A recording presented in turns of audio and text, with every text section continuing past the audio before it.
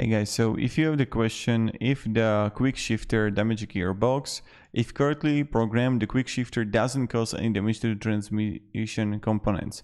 Only the cutoff time needs to be programmed. This is the time interval when the engine is turned off that the quickshifter uses to free the gearbox gears from the driving torque and allow the insertion of the higher gear.